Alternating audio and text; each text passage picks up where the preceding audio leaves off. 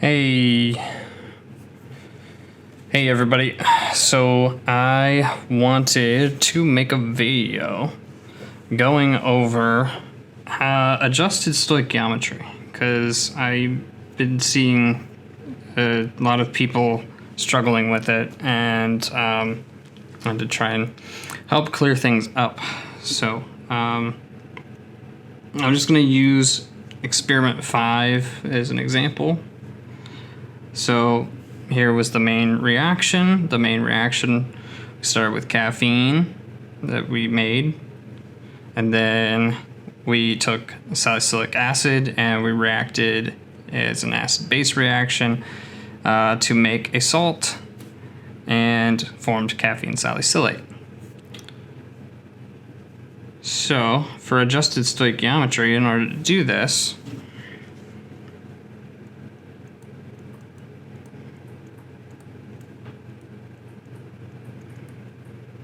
I'm just going to abbreviate. All right, so you want to figure out how much product you're going to make from each of your starting materials. Then for the next section, which is limiting reagent,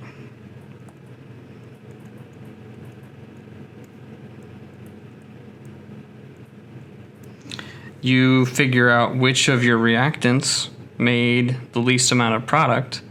Whichever one makes the least amount of product, that one is going to be your limiting reagent. Now, this is part of the pre-lab, so you might not know exactly how much you're going to weigh out. You're just not. So what I would do is use the values from the protocol, from the procedures. In this case, we don't have that. We'll just say, hey, there should be between 5 and 18 milligrams of caffeine. So what we do for each of the reactants, so for caffeine, as well as for salicylic acid, we would calculate how much caffeine salicylate we can make. So to start with, let's say we made all the caffeine there was to make. So 18 milligrams.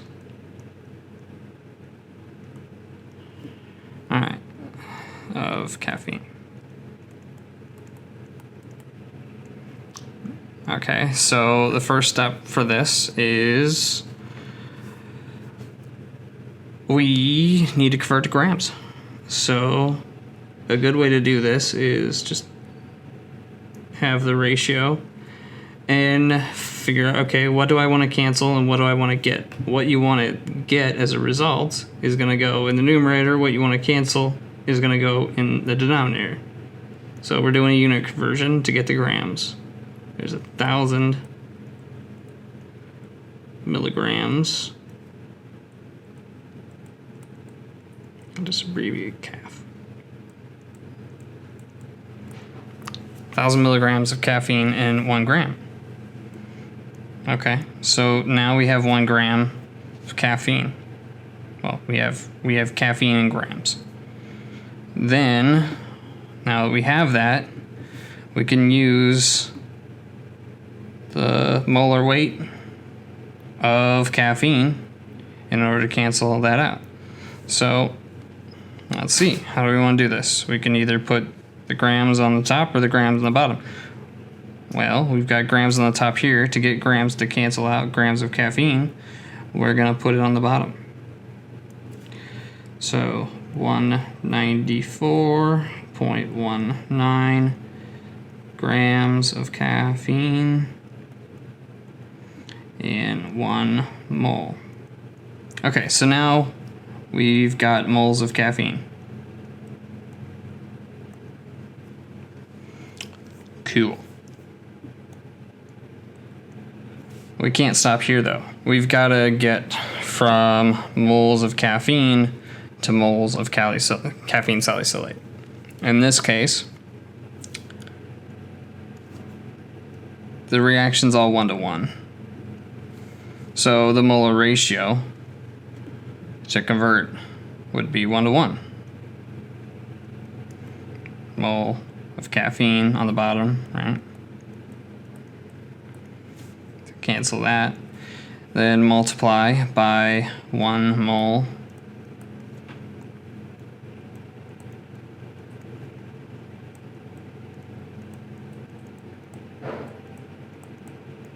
of caffeine salicylate. This will then get us moles of caffeine salicylate. So you can stop here. You're at moles of product. I would go the next step and go to grams. So that way you can figure out how much product you would expect to make if you had 100% yield, your theoretical yield. All right, so we've got moles of caffeine salicylate on the top. Now we want to put moles of caffeine salicylate on the bottom.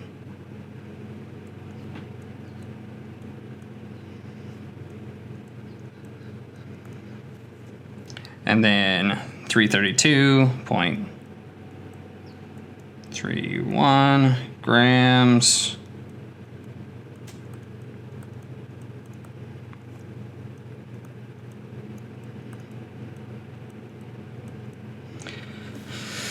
So this is equal to the mass of caffeine salicylate that we could expect from the amount of caffeine that we started with.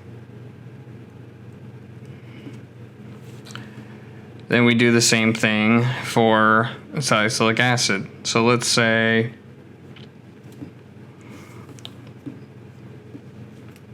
I don't know, we do 15 milligrams of caffeine salicylate.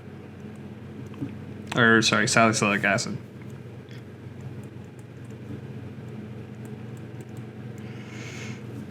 Alright. So we're going to do the same thing, 1/1,000.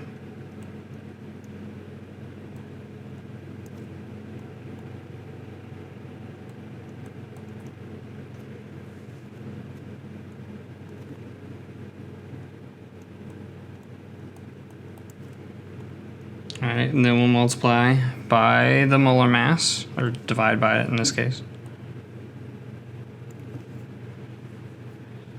So we'll have 138.12 grams of salicylic acid and 1 mole. Okay. So then, once again, you'd use your mole-to-mole ratio in order to cancel out your moles of salicylic acid.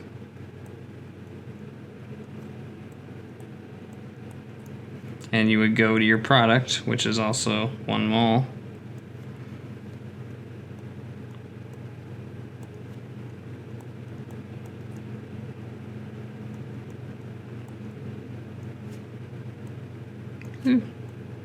And once again, you can multiply by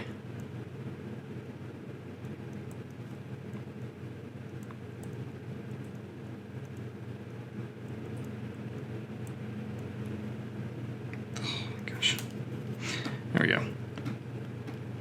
Issues. All right. And 332.31 grams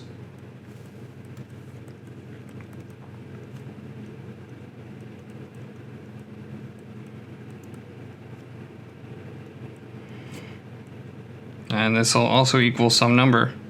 And now you'll figure out how many grams of caffeine salicylate you can produce from the amount of caffeine that you started with, how many grams of caffeine salicylate you could produce from your other reagent, salicylic acid. Now, this would be for your theoretical values, your instructed values, and then So you can do this in the pre-lab. Whichever one produces less, you'll put for your limiting reagent. Yeah. So let's say this one, whatever the value is. All right, so whichever one produces less will be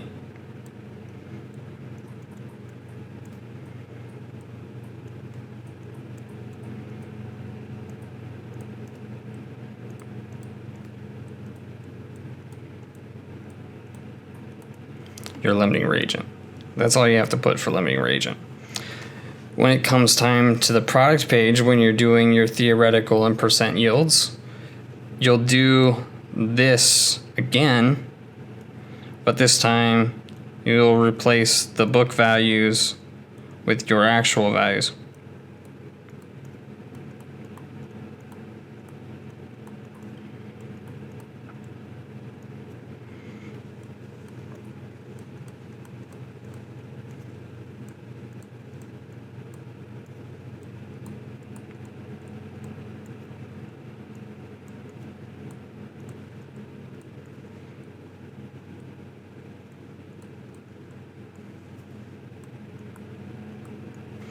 And so depending on how you measure, that actually might potentially change which one is your limiting reagent, in which case, it is what it is, and you would just say that in your product page.